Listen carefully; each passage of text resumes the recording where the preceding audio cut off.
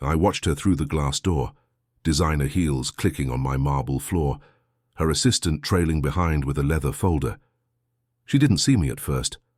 I was standing by the elevator, just another old man in a building full of tenants. But then our eyes met. For 3 seconds, maybe 4, her face went completely still. Not angry, not embarrassed, just frozen, like she'd walked into a room and found a ghost sitting in her chair.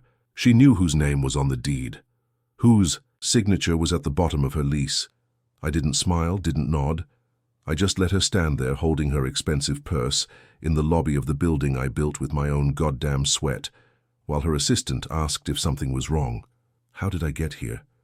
How did the man she left in a 1-bedroom rental, the man she swore would die broke and forgotten, end up owning the 4 walls around her business? Let me take you back. Back to the day she laughed in my face. My name is Robert Haynes. I'm 63 years old, and this is the story of how I became the landlord of my own revenge.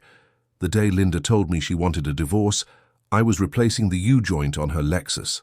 I remember because my knuckles were split open and the wrench slipped just as she came into the garage. I didn't hear her at first, had my head under the chassis, NPR playing faint on the old radio I kept on the workbench. But I felt her shadow. Rob. I slid out on the creeper, wiping grease on my jeans. She was standing there in her tennis whites, arms crossed, that look on her face. The one she'd been wearing for months. Cold, decided. We need to talk. I sat up, still holding the wrench. My back ached. 58 years old and still doing my own car work because the dealership charged $200 an hour. Doing her car work, actually, because she didn't like the idea of some stranger touching her vehicle. Now? I asked. Now? I stood, knees cracking, and followed her inside. Through. The kitchen I'd remodeled 5 years earlier. New cabinets, granite countertops. All of it done on weekends because contractors wanted 15 grand and I'd done it for 3. Through the living room, where the furniture still smelled faintly of the leather conditioner I applied every 6 months to keep it from cracking. She sat on the couch, didn't offer me a seat, just looked at me standing there in my grease-stained Carhartt shirt and said it. I want a divorce. I remember the light coming, through the window. Bright. Too bright. Like someone had turned up the contrast on the whole room. I remember the hum of the refrigerator in the kitchen, the distant sound of a lawnmower 2 houses down. Why? She laughed. Not a big laugh. Just a short, sharp breath through her nose. Why? She repeated. Rob, look at yourself. I looked down. Grease under my nails. Dirt on my boots. The calluses on my palms so thick I couldn't feel the wrench anymore when I held it. I've spent 27 years, she said slowly, waiting for you to be more than this. More than what? Than a man who fixes cars in his garage on a Saturday afternoon. Her voice was calm, reasonable, like she was explaining something obvious to a child. I married you because I thought you had ambition, drive, but you're the same man you were at 30, same job, same house, same everything. I felt something tighten in my chest, not anger yet, just confusion. I've been working 60-hour weeks for 20 years, I said quietly, paid off this house, put both kids through college, never missed a mortgage payment, never, and that's supposed to be enough? She stood up, smoothing her skirt. You think just showing up and doing the minimum is some kind of achievement? The minimum? Rob. She sighed like I was exhausting her. I'm 54 years old. I have maybe 20 good years left. I'm not spending them watching you tinker in a garage. It was. The truth under the truth. There's someone else, I said. She didn't deny it, just tilted her head slightly. His name is David. He's a partner at the firm. He has a house in Montecito. We're leaving for Portugal next month. The room tilted. Not a lot. Just a few degrees. You're kidding. I'm not. She walked to the hallway, picked up her purse from the side table. My lawyer will contact you next week. I'm being generous, Rob. I could take a lot more than I'm asking for. I followed her to the door. My hands were shaking. Not. From fear, from something else. Something I didn't have a name for yet. Linda. She stopped, hand on the doorknob. 27 years, I said. I gave you 27 years. She turned, looked at me, really looked at me, and for just a second, I thought maybe there was something left. Some small piece of the woman I'd married in 1982, the one who used to laugh at my jokes and fall asleep on my shoulder during long drives. But then she smiled, a small, pitying smile. And you got 27 years of me putting up with mediocrity, she said.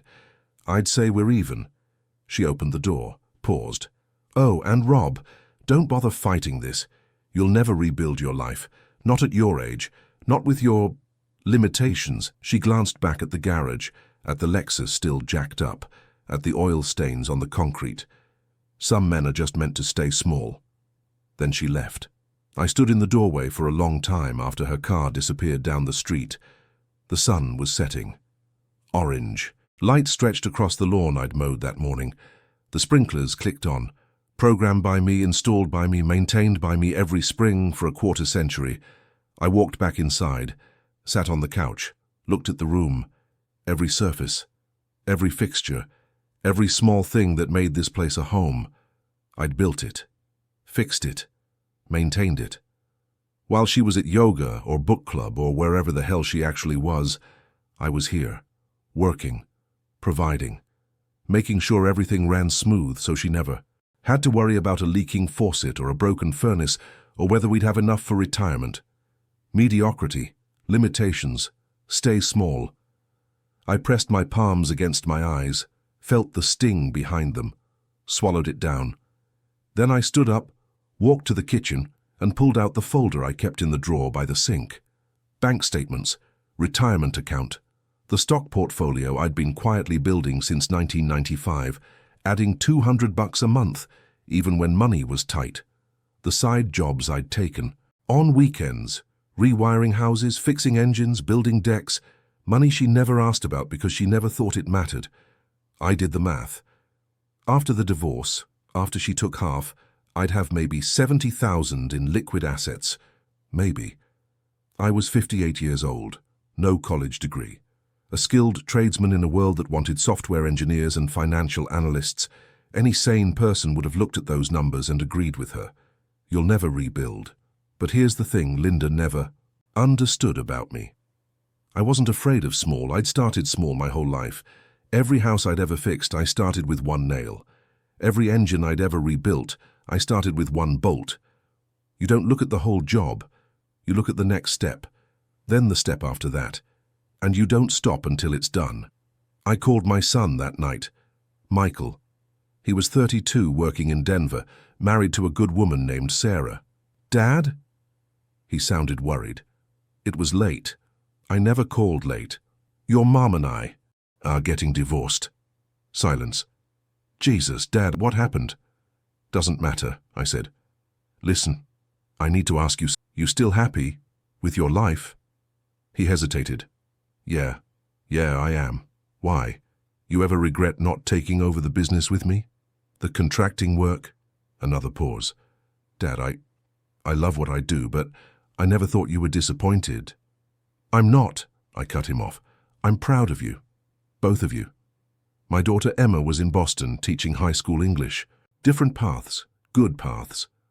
I just needed to hear it, that you're happy. I am. We both are. His voice softened. Are you okay? I looked around the empty house, at the life I'd built that was about to be cut in half and handed to a lawyer. I will be, I said. And for the first time that day I believed it.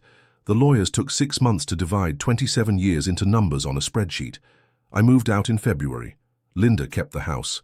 Her lawyer argued she'd been the primary homemaker, which was rich considering I'd done most of the actual home maintenance.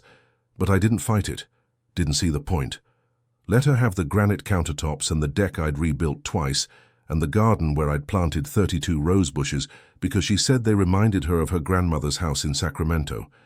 I rented a one-bedroom apartment in a complex off Highway 101. Second floor, thin walls, the kind of place where you could hear your neighbor's television through the bathroom vent and smell someone else's dinner every night at 6. The first night I sat on the floor, didn't have furniture yet, and ate Chinese takeout straight from the container. The apartment was empty except for 2 suitcases and a sleeping bag I'd borrowed from Michael's old camping gear. No pictures on the walls, no curtains on the windows. Just beige carpet and that particular silence that comes from living alone after decades of sharing space with another person. I finished the chow mein, threw the container away, looked around. Then I pulled out my phone and started making calls. Tommy Restrepo answered on the 3rd ring. I'd worked with him on a commercial renovation back in 2005. Good electrician, better businessman. Started his own contracting firm a few years after that. Rob? That you? Listen, you still need guys for weekend work? Always. What are you thinking? Whatever you got. Wiring, framing, demo. I'm available. He paused. Thought you were retired. Delayed, I said. Way delayed. He didn't ask questions. That's why I liked Tommy. Come by the office Monday. I got a strip mall renovation in Oxnard. Pays $25 an hour. I'd made that as an apprentice in 1989. I'll take it, I said. I worked 6 days a week for the next 8 months. Days I kept my regular job. Facilities supervisor at a medical supply warehouse. 40 hours. Benefits. The kind of steady work that doesn't make you rich, but keeps the lights on. Nights and, weekends I worked for Tommy. Sometimes just wiring. Sometimes full renovations, tearing out walls, running new plumbing, laying tile. The younger guys on the crew looked at me funny at first. Grey hair. Reading glasses hanging from a lanyard. Old man doing day labor beside kids half his age. But I was faster than most of them. Cleaner. Didn't need instruction twice. After a month, they stopped looking at me funny. After 2 months, Tommy started calling me directly when he had jobs the kids couldn't handle. Need you in Ventura Saturday, he'd say. Commercial kitchen remodel. Owner wants it done in 4 days. I'll be there. I saved every dollar I didn't need for rent and ramen noodles. By October, I had $19,000 in the bank. By January, 32. By the following summer, just over 50. It wasn't enough, not even close. But it was a start. The idea came to me on a Tuesday night in July. I was rewiring a panel in a medical office building in Camarillo, one of Tommy's bigger jobs. The building was older, 1970s construction, but solid bones. Good location. 2 blocks from the hospital. The owner was there that night, a guy named Frank Delgado, maybe 70, walking the property with a clipboard. Place is falling apart, he muttered, more to himself than me. I looked up from the panel. Structure's sound, just needs updating. He snorted. Tell that to my accountant. I'm bleeding money keeping this thing running. He tapped the wall with his pen. My kids want me to sell, move to Arizona, play golf and wait to die. I closed the panel box, wiped my hands. You don't want to sell? Hell no. He looked around the hallway at the scuffed linoleum and the water-stained ceiling tiles. Built this place in 74. Borrowed $15,000 from my father-in-law. Everybody said I was crazy. He smiled. Maybe I was. But it's mine. Every brick. I understood that. More than he knew. What if you didn't have to sell? I said. He looked at me. What are you, a financial planner? No, just a guy who knows buildings. I gestured at the walls. You update the electrical, fix the HVAC, repaint, new floors. You could raise rents 15%, 20 even. Fill the vacant units. That's $100,000 in renovations, 70 if you know what you're doing. And where am I supposed to get 70 grand? I didn't answer right away, just looked at him, then at the building, at the potential hiding under the peeling paint and the outdated fixtures. What if someone did the work, I said slowly, and you paid them in equity? He stared at me. What? I do the renovations, materials, labor, everything. You give me, say, 20% stake in the building. He laughed. Actually laughed. Kid, you're out of your mind. Maybe. I picked up my toolbox. But think about it. You get a renovated building without spending cash. I get a piece of something that generates income. We both win. And if I say no? Then you keep bleeding money until your kids stick you in a condo in Scottsdale. He stopped laughing. We met for coffee 3 days later. Me and his accountant. A sharp woman named Gloria who wore glasses on a chain and looked at me like I was trying to sell her swampland in Florida. "Let me get this straight," she said, tapping her pen on the table. "You want to exchange labor for equity in a depreciating commercial property." "It's not depreciating if we fix it," I said. "The market here is soft. Vacancy rates are 2 blocks from the hospital," I interrupted. "Medical offices, therapy practices, maybe a pharmacy. There's demand. Just not for a building that looks like it hasn't been updated since Carter was president." Frank smiled at that. Gloria didn't. "And what makes you qualified to manage a renovation of this scope?" I pulled out my phone, showed her photos. The strip mall in Oxnard, a house remodel in Thousand Oaks, the commercial kitchen in Ventura, 20 projects from the last 2 years, every one of them finished on time and under budget. She scrolled through, said nothing. "I also brought references," I said, sliding a sheet of paper across the table. "Contractors I've worked with, property owners, call any of them." She took the paper, looked at Frank. He was still smiling. "Do it," he said. "Frank, do it, Gloria. What's the worst that happens? We waste a few hours on due diligence?" He looked at me. "You serious about this?" "Dead serious." "Then let's see if you're as good as you think you are." It took 3 weeks for Gloria to finish vetting me. Credit check, reference calls, background check, for Christ's sake. I was applying to the CIA. But on August 14th, 2017, I signed my first partnership agreement. 20% equity in a 12,000 square foot commercial building in Camarillo. I had 90 days to complete the renovation. I worked like a man possessed. 16-hour days, sometimes 18. I'd finish my shift at the warehouse at 5, drive to Camarillo, work until midnight. Weekends I was there from sunrise to dark, ripping out old wiring, replumbing bathrooms, replacing HVAC units I bought used from a guy in Simi Valley who owed Tommy a favor. I did most of it myself. When I needed help, I called in guys from Tommy's crew, paid them cash, made sure they knew this wasn't just another job. This was mine. Michael flew out in September, spent a weekend helping me install new flooring. "Dad," he said, kneeling on the subflooring with a nail gun, "this is insane, you know that, right?" "Probably. You're almost 60. You should be thinking about retirement, not—" He gestured at the gutted office space around us. "Whatever this is." I looked at him. My son. Good kid. Smart. Never had to rebuild his life from scratch at an age when most men are planning their exit strategy. "Your mom said I'd never rebuild," I told him. He stopped working. "Dad." "She's wrong." I picked up another plank of flooring. "And I'm going to prove it." He didn't argue after that, just kept working beside me until the floor was done. I finished the renovation in 87 days. New electrical throughout, updated HVAC, fresh paint, soft grays and whites, professional but warm, LED lighting, refinished floors, modern fixtures in the bathrooms, even landscaped the front entrance with drought-resistant plants and a new sign. Frank walked through on a Thursday afternoon. Didn't say anything for the first 10 minutes. Just moved from room to room, running his hand along the walls, flipping light switches, checking the corners where the baseboards met the floor. Finally, he stopped in the lobby, looked around. "Jesus Christ, Rob. Good Jesus or bad Jesus?" He laughed, actually laughed. "This is better than I thought possible." He turned to me. "How much did you spend?" 62,000. "You said 70. Found deals." He shook his head. "You know what this place was worth before?" Gloria said 850. "Try 780. Market value."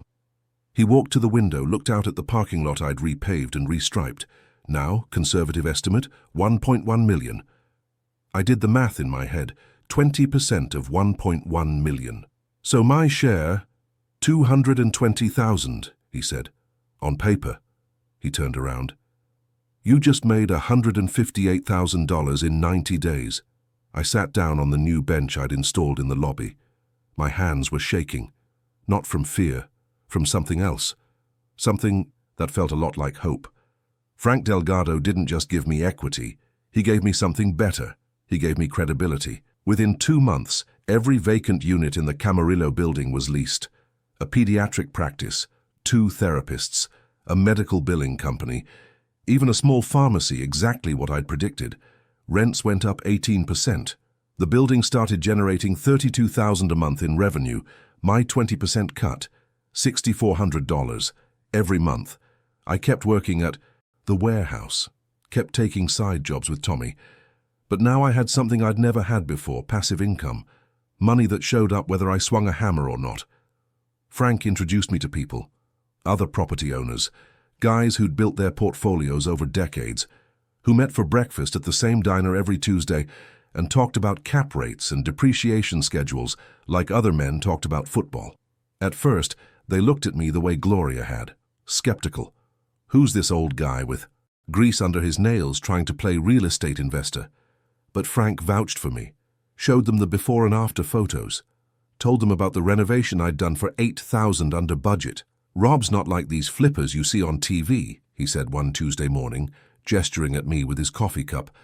"He actually knows how buildings work, how they break, how to fix them right." A guy named Chen, who owned 4 properties in Ventura County, leaned forward. "You looking for more projects?" "Always," I said. The second deal came in November. Chen had a small office building in Thousand Oaks, 8 units, built in 1982, half vacant because the place looked like a crime scene. Water damage in 3 units from a roof leak nobody had fixed properly. Mold in the walls. Electrical so outdated it couldn't handle modern office equipment. "I'm losing money every month," Chen said. "My property manager says I should tear it down. Build new." "That's one option," I said. "What's the other?" I walked the building with him, pulled back ceiling tiles, checked the foundation, tested outlets, looked at the roof membrane. "You don't need to tear it down," I said. "You need someone who knows the difference between cosmetic damage and structural failure." "And this is?" "Cosmetic. Expensive cosmetic, but fixable." I did some quick math in my head.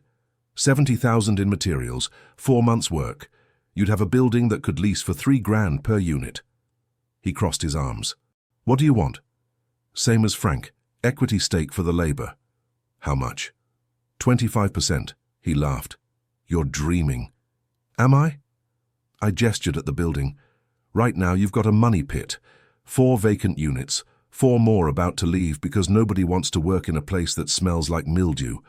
In 4 months I give you a renovated building worth 1.2, maybe 1.3 million, fully leased, generating income." He thought about it. 15%. 20, 17, and I pay for materials. I shook his hand. "Deal." I learned something important during that renovation. I learned that I was good at this. Not just the physical work, I'd always been good at that, but the strategy, the numbers, seeing potential where other people saw problems. Every building tells you what it needs if you know how to listen. The way water stains spread across a ceiling, the pattern of cracks in drywall, the sound an HVAC unit makes when the compressor's about to fail. I'd spent 40 years listening to buildings. Now I was turning that knowledge into wealth. The Thousand Oaks renovation took me 114 days. I brought in a crew for the big jobs, roofing, structural repairs. Did the finish work myself, electrical, plumbing, paint, floors. By March 2018 it was done. Chen's building went from half vacant to fully leased in 6 weeks. My 17% stake, worth roughly $210,000. On paper, I was worth over $400,000. I was 60 years old, 2 years removed from a divorce that was supposed to destroy me, living in a 1-bedroom apartment with furniture I'd bought from IKEA, and I was just getting started. The third deal found me. I was replacing a water heater in one of Frank's units when a woman walked in. Mid-40s, expensive suit, phone pressed to her ear. She looked annoyed. "I don't care what the inspector said. The building is a disaster. No, I'm looking at it right now." She paused, looked around, saw me. "I'll call you back." She hung up, studied me for a moment. "You work for Frank?" "Sometimes." "You any good?" "Frank seems to think so." She walked closer. Expensive perfume, designer glasses, the kind of woman who was used to getting answers fast. "I'm Rebecca Marsh. I own 3 properties in Ventura. Medical offices, mostly. I just inherited a building from my father, an absolute wreck in Oxnard. My property manager says it needs $200,000 in repairs. What do you think it needs? She blinked. I'm sorry? You walked the property yourself? Yes. This morning. What did you see? She hesitated, like she wasn't used to being questioned. Then something shifted in her expression. She pulled out her phone, showed me photos. I scrolled through. Peeling exterior paint, cracked parking lot, interior shots of offices with stained carpet and outdated lighting. But the bones looked solid. No major structural red flags. Your property manager's inflating the number, I said. Excuse me? 200,000 for this? I handed her phone back. He's either incompetent or he's getting kickbacks from whatever contractor he's planning to use. I pointed at one of the photos. See this? That's cosmetic water damage. Ugly but not structural. Same with the carpet, the paint, the lighting. You're looking at 80, maybe 90,000 in real repairs. The rest is updating. She stared at me. How do you know that from photos? Because I've fixed 100 buildings that looked exactly like this. She was quiet for a moment, then, what's your name? Robert Haynes. Well, Robert Haynes. She crossed her arms. How would you like to fix a building in Oxnard? Rebecca's deal was different. She didn't want equity. She wanted a fixed price and a guaranteed timeline.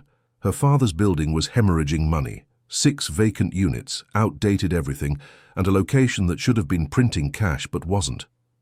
I'll pay materials plus 50,000 for labor, she said. 6 months, max. If you finish early, I'll add a 10,000 bonus. I thought about it. No equity stake meant no long-term income, but 50,000 cash plus a potential bonus, that was real money. Money I could use to fund bigger projects.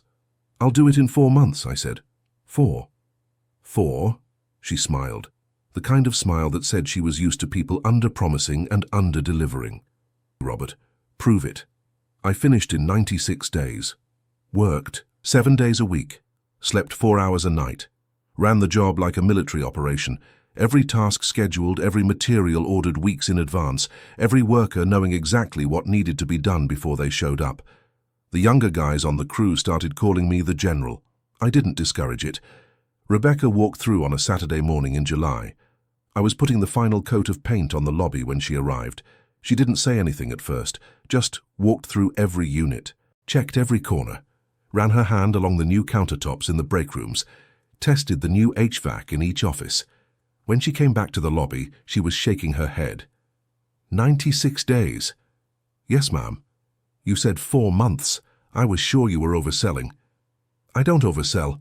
She pulled out her phone, tapped the screen a few times, showed it to me. A wire transfer confirmation, $60,000. That's your 50 plus the bonus, she said.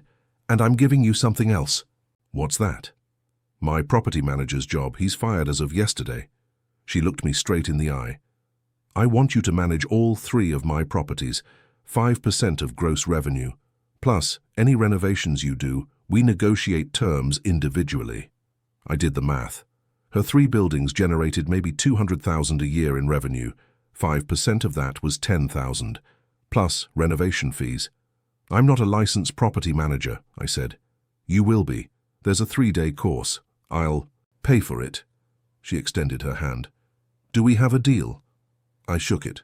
We have a deal. That night, I sat in my apartment with a legal pad and a calculator.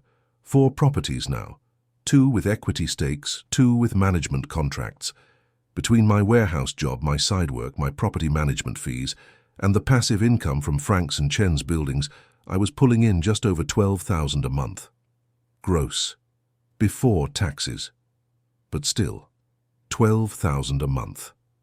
I thought about Linda, about her, new life in Montecito with David, the law partner, about the way she'd looked at me that day in the garage, like I was something small and disappointing that she'd finally worked up the courage to throw away. You'll never rebuild. I looked at the numbers on the legal pad. Then I started planning number 5. I got my property management license in September 2018, took the 3-day course in a Holiday Inn conference room in Ventura. 50 other people, most of them half my age, staring at PowerPoint slides about tenant law and fair housing regulations and maintenance protocols I'd been practicing for 40 years without knowing there were official names for them. The instructor was a kid, maybe 30, who'd probably never changed a toilet flapper in his life. Kept talking about leveraging vendor relationships and optimizing NOI. During the lunch break, a woman next to me, Joan, a real estate agent from Santa Barbara, leaned over. "You look like you'd rather be anywhere else." "I know this stuff," I said. "Just need the paper." "Then why are you here?" I thought about that. "Because someone believed I could do more than fix things." She smiled. "That's a better reason than most people in this room have." I passed the exam with a 94, hung the license on the wall of my apartment, right next to the IKEA bookshelf I'd assembled at 2 in the morning after a 17-hour workday. Rebecca called the next morning. "Congratulations, Robert. You're official." "Thank you." "Good, because I have a friend who needs help." She paused. "And this one's big." The friend was a man named Marcus Tully, 67 years old, former aerospace engineer. Built a small portfolio of industrial properties in the 90s, mostly warehouses and light manufacturing spaces. Smart guy, careful, but he'd made one bad decision. He'd trusted his nephew to manage the properties while he recovered from a stroke. The nephew had nearly destroyed everything in 18 months. Marcus met me at a warehouse in Camarillo on a cold morning in October. He walked with a cane now, his left side still weak, but his mind was sharp. I could see it in his eyes, the anger of a man who'd built something and watched someone else nearly burn it down. "Rebecca says you're good," he said. "I try to be." "I don't need trying. I need guarantees." He gestured at the warehouse, a 25,000 square foot building with a caved-in section of roof and broken windows. "My nephew stopped collecting rent, stopped doing maintenance, stopped giving a damn." His jaw tightened. "I've got 4 properties like this falling apart, tenants leaving. I'm 72,000 behind on mortgages." I walked the perimeter. The damage was worse than it looked from the outside. Water intrusion, mold, electrical panels that should have been replaced a decade ago. But the foundation was good. The structure was salvageable. "How much time do I have?" I asked. "Before the bank forecloses?" 4 months. Maybe 5 if I can. Negotiate. "And what's your ask?" He looked at me. "I want my properties fixed, leased, profitable. I want to leave something to my daughter that's worth having." He leaned on his cane. "What's it going to cost me?" I did the math in my head. 4 properties. Maybe 300,000 in repairs total. 6 months of work, minimum. "I'll do it for 30% equity across all 4 properties," I said. He laughed. A bitter sound. "That's a lot." "It's a lot of work and a lot of risk. If I can't turn these around fast enough, we both lose. And if you can, then you keep 70% of something valuable instead of 100% of nothing." He studied me for a long time. Then he extended his hand. "Fix my goddamn buildings, Robert." I quit my warehouse job in November. It was time. I'd been running on fumes for 2 years, working 80-hour weeks, sleeping in my truck between jobs, living on coffee and protein bars and whatever I could heat up in a microwave at midnight. My boss, a decent guy named Phil, looked disappointed when I gave notice. "You sure about this, Rob? You've been here 15 years. "I'm sure." "What are you going to do?" I thought about Marcus's buildings, about Frank's and Chen's and Rebecca's, about the 6 projects I had lined up for 2019, each one bigger than the last. "I'm going to build something," I said. Marcus's properties nearly killed me. Not figuratively, literally. I was on a ladder in the Camarillo warehouse in December, replacing a section of roof decking when the wood gave out. 30-year-old plywood rotted through from water damage nobody had bothered to check. I fell 12 feet, landed on a pile of construction debris, felt something crack in my ribs. Couldn't breathe for maybe 10 seconds, just lay there staring at the ceiling thinking, this is how it ends. 61 years old, dead in a warehouse because you were too stubborn to hire help. Then I heard footsteps, Tommy's voice. "Jesus Christ, Rob, don't move. Can't breathe. Ambulance is coming, just stay still." I did. Because I didn't have a choice. 3 cracked ribs, severe bruising. The ER doctor, a woman maybe 40 with tired eyes, told me I was lucky. Could have punctured a lung, could have hit your head. She finished wrapping my chest. You need to rest. Minimum 2 weeks. No lifting, no climbing, nothing. I have 4 buildings. You have 3 cracked ribs, she said firmly. Push it, you'll make it worse. Then it's 6 weeks instead of 2. I went back to my apartment, sat on the couch with a bottle of prescription painkillers I refused to take because I needed to think clearly. Michael called that night. Rebecca had told him, "Dad, what the hell were you thinking?" I was thinking I had work to do. You almost died, but I didn't. Silence on the line. Then, you can't keep doing this alone. I'm fine. No. His voice was hard. You're not. You're one man, Dad. You can't renovate 4 commercial properties by yourself. You're going to kill yourself trying. I wanted to argue, but my ribs hurt too much. What am I supposed to do? I said quietly. Hire people. Delegate. Build a team. He paused. You're not just a handyman anymore.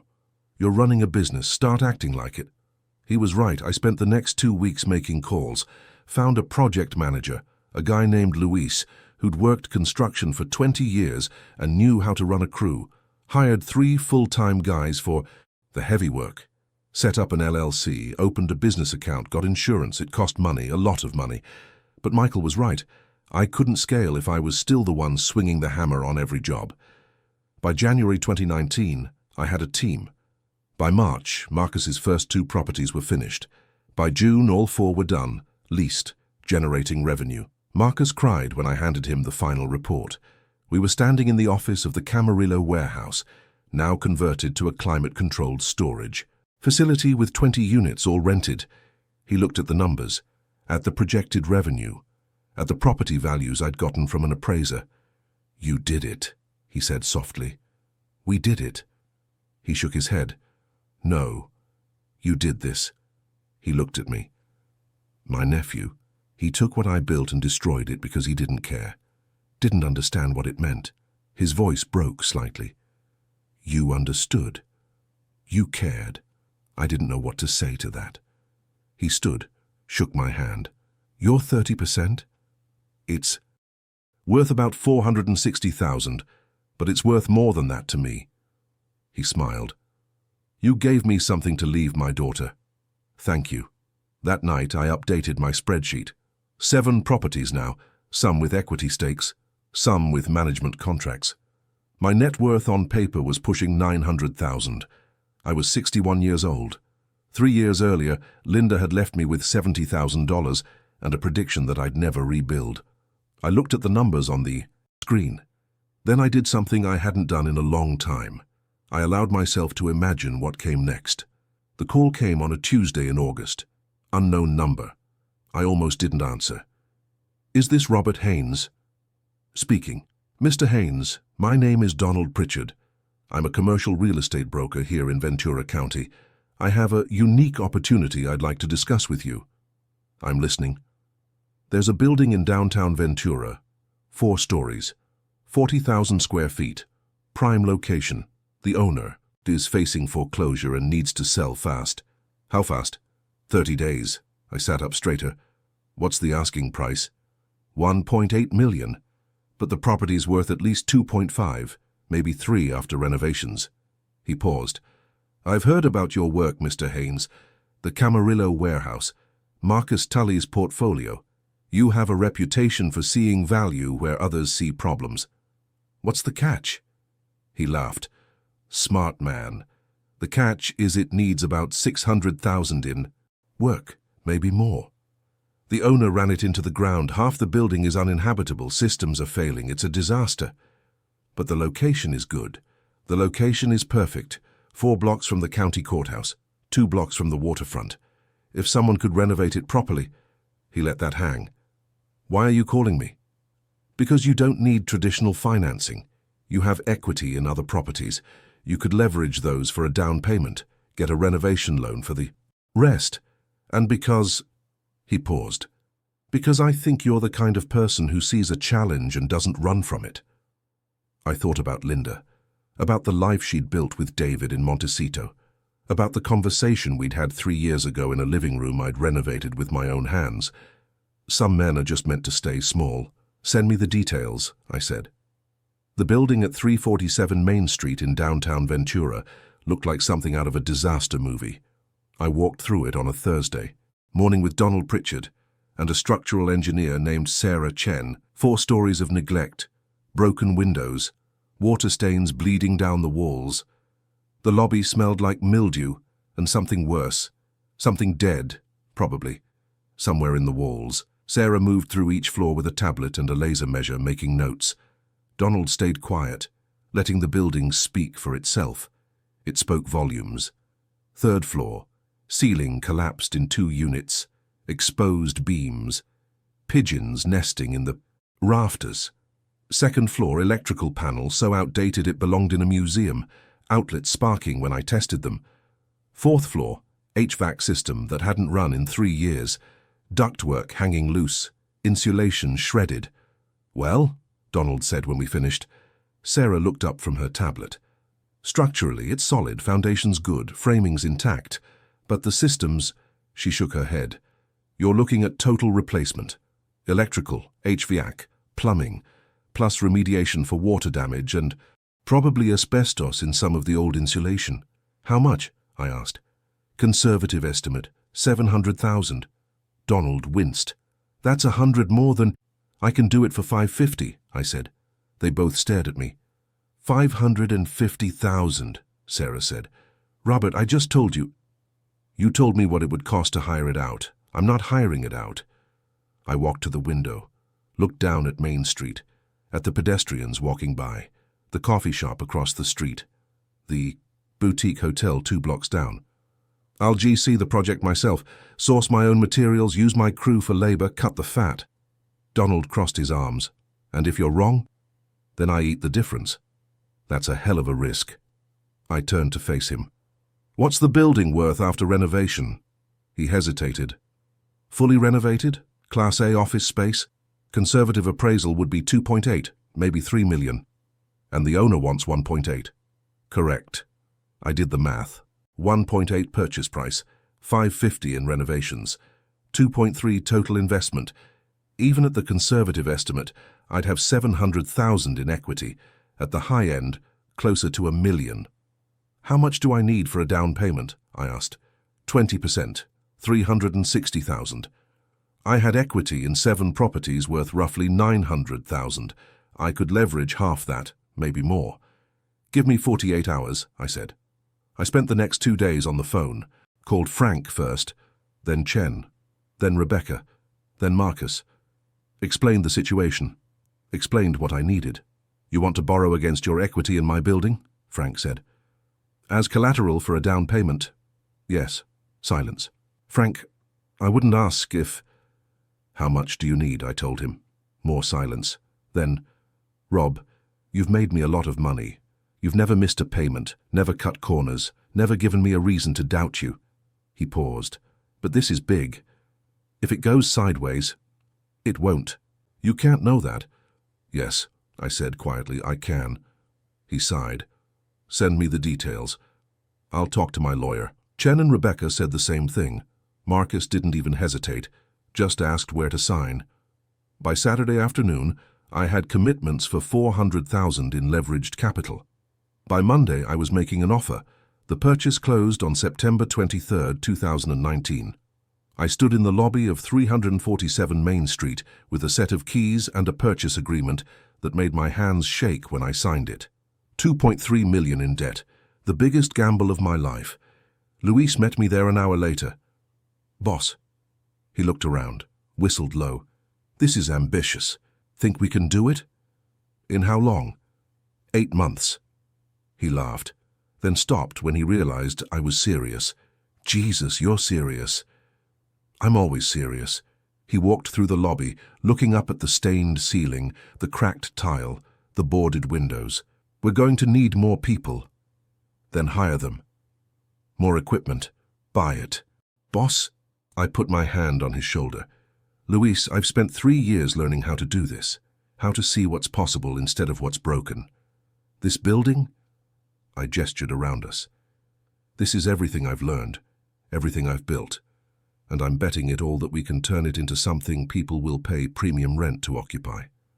He was quiet for a moment. Then he nodded. Okay, let's do it.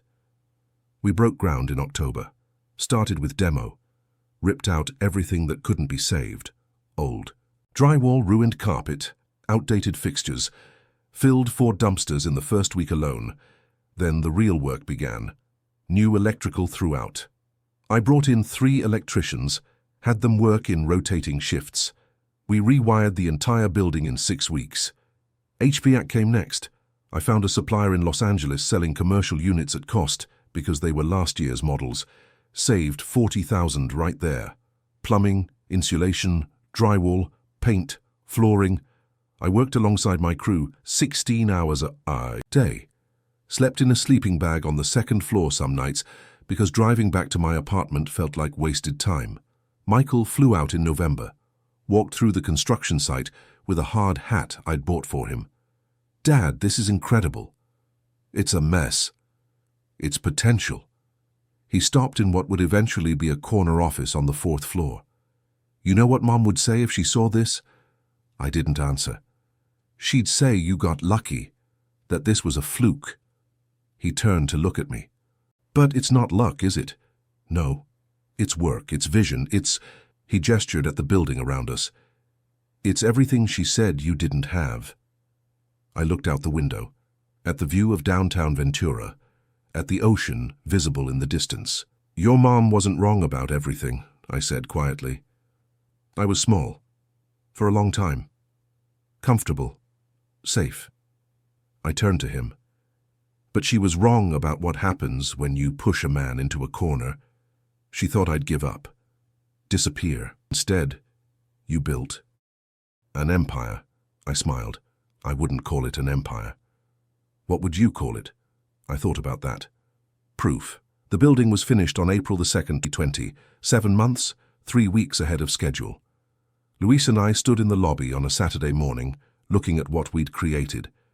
Polished concrete floors, exposed brick, modern lighting, floor-to-ceiling windows that let in natural light, a reception desk made from reclaimed wood, artwork on the walls, local artists I'd commissioned.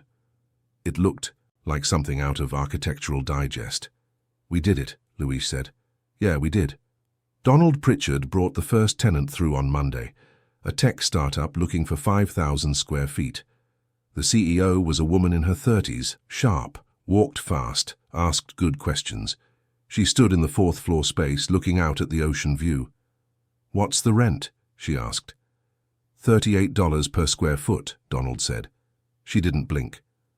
I'll take it. When can we move in? By the end of April, I had leases signed for 32,000 of the 40,000 square feet. By June, the building was fully leased, generating $96,000 a month in revenue.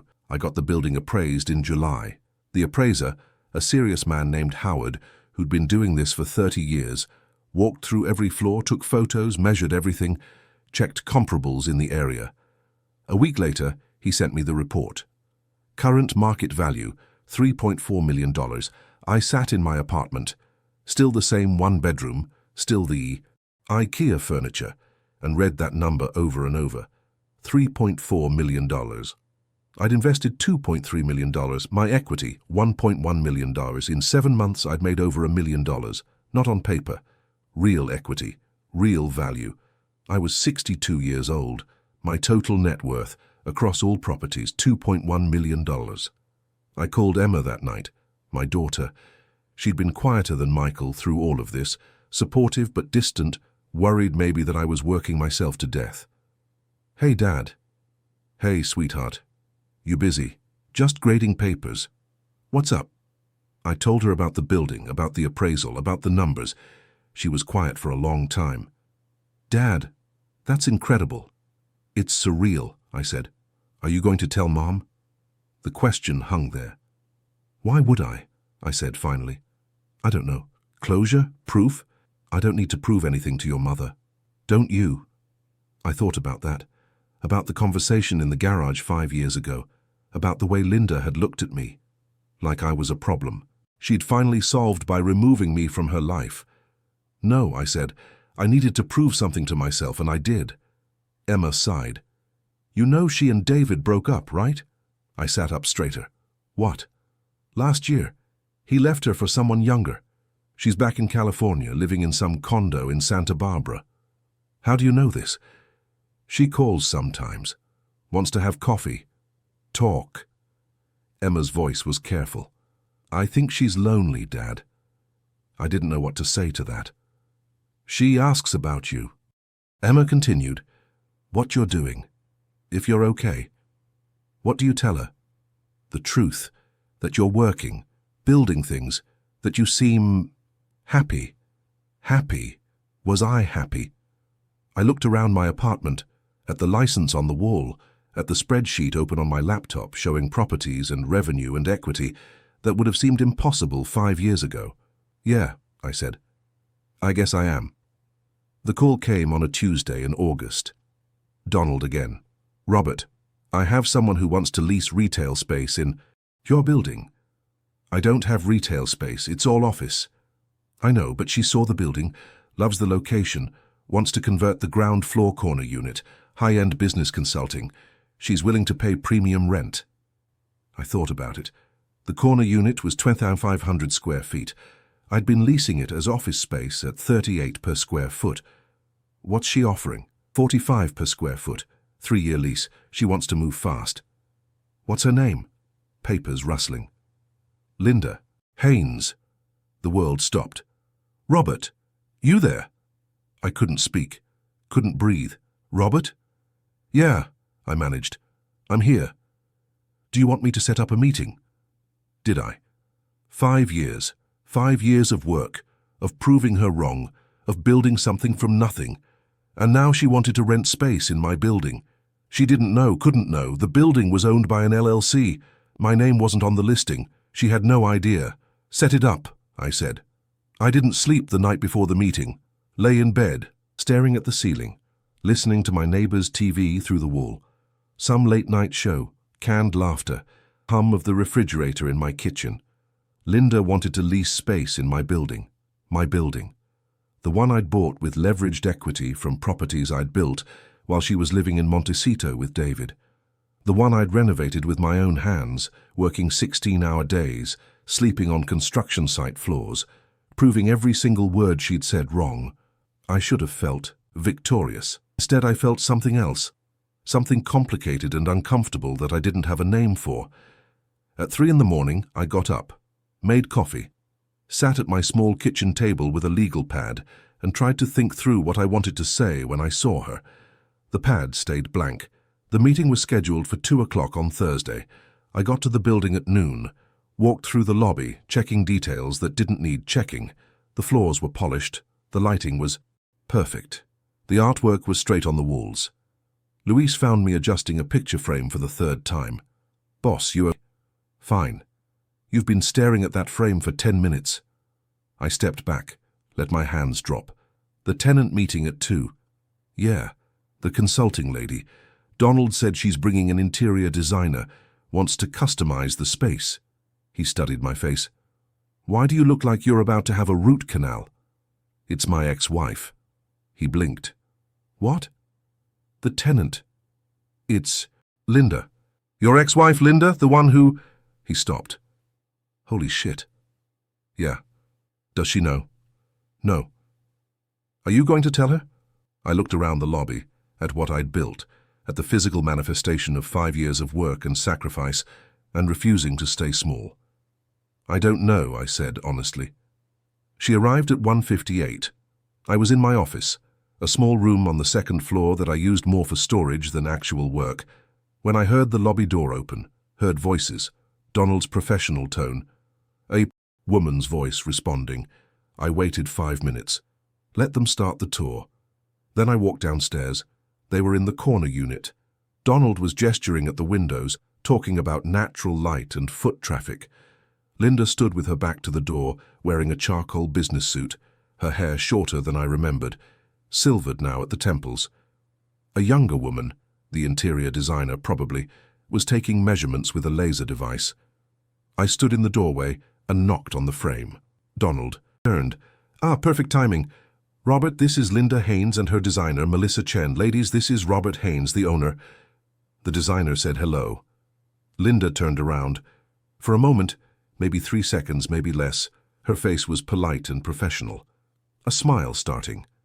Eyes meeting mine with casual interest. Then recognition hit. I watched it happen, watched her brain process what her eyes were seeing, watched the smile freeze, watched her face go from professional courtesy to confusion to shock to something I couldn't quite read. Rob? Hello, Linda. She just stared.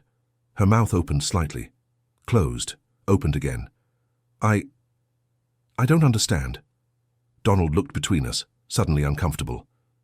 Do you two know each other? We were married, I said. The designer's eyes went wide. Linda's face had gone pale. This is your building? Yes. You own this building? Yes, she laughed, a sharp, disbelieving sound. How? The usual way. I bought it, renovated. Leased it. With what money? The words came out harsher than she probably intended. Rob, you were living in a rental apartment. You were working at a warehouse. Was, I said. Past tense. Donald cleared his throat. Should I give you two a moment? No, Linda said quickly. No, She really looked at me, taking inventory. The tailored shirt instead of Carhartt. The clean hands instead of grease-stained. The way I stood, straighter maybe, or just different. What happened to you? I rebuilt my life, I said simply. The silence stretched. Melissa, the designer, inched toward the door. I'm going to step outside. Donald followed her. I'll be in the lobby. Then it was just us. Standing in an empty office space on the ground floor of a building worth $3.4 million, 5 years, and a lifetime of work between us. Linda sat down on the windowsill, put her hand to her forehead. I can't believe this. I leaned against the doorframe, stayed quiet. How long? Have you owned this building? She asked. Almost a year. And before that? I own equity stakes in 7 other properties, office buildings, warehouses. I manage another 6 for other owners. I crossed my arms. I run a construction and property management company, 32 employees. She looked up at me. You're serious? I'm always serious. Rob, when we divorced, you had $70,000. You were 58 years old. How did you? I worked, I said. Nights, weekends, 18-hour days. I took equity stakes instead of cash, leveraged them into bigger projects, learned as I went. But you never wanted this. You were happy just fixing things, just being small, I finished. She flinched. You were right about one thing, I said quietly. I was comfortable, safe. I had ambition once, but somewhere along the way I lost it. Got scared, maybe. Or lazy. I don't know. I pushed off the doorframe, walked to the window. But you were wrong about something else. What? That I couldn't rebuild. That men like me were meant to stay small. I looked at her. You said that to me. The day you left, remember? Her eyes dropped. I was angry. You were honest. Maybe more honest than you'd been in years. I kept my voice level, controlled. And you know what? It hurt. Hurt worse than the divorce. Worse than watching you leave with someone who had everything I didn't. I paused, but it also woke me up.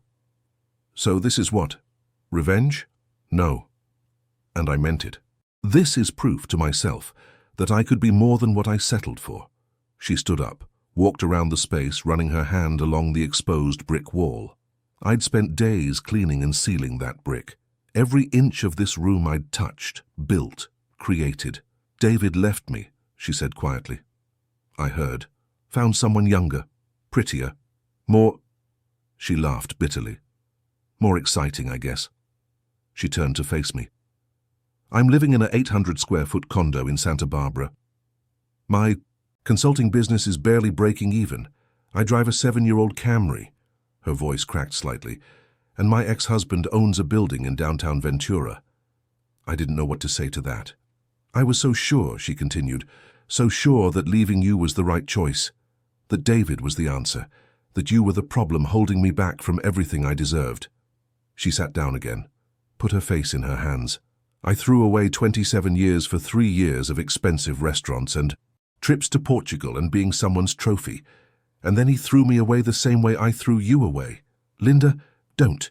She looked up. Don't be kind. I don't deserve it.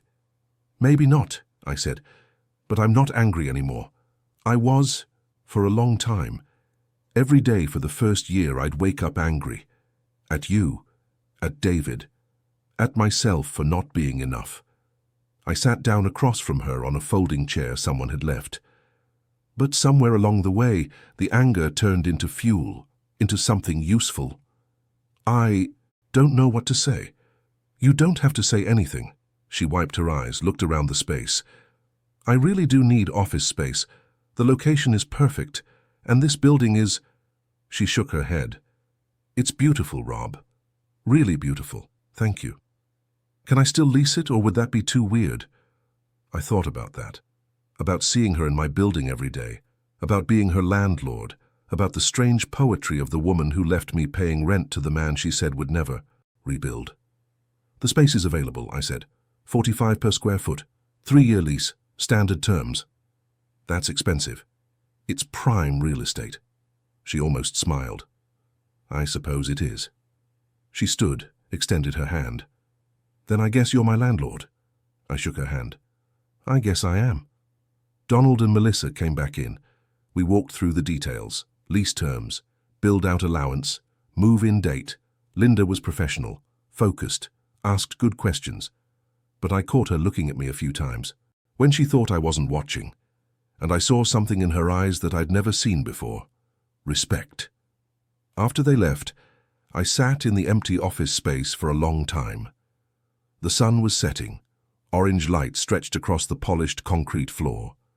I thought about the man I'd been 5 years ago, standing in a garage with grease under his nails, being told he'd never amount to anything more. I thought about the man I was now, sitting in a building I owned, having just signed a lease with the woman who'd walked away from me. I should have felt vindicated. Instead, I just felt tired and strangely sad.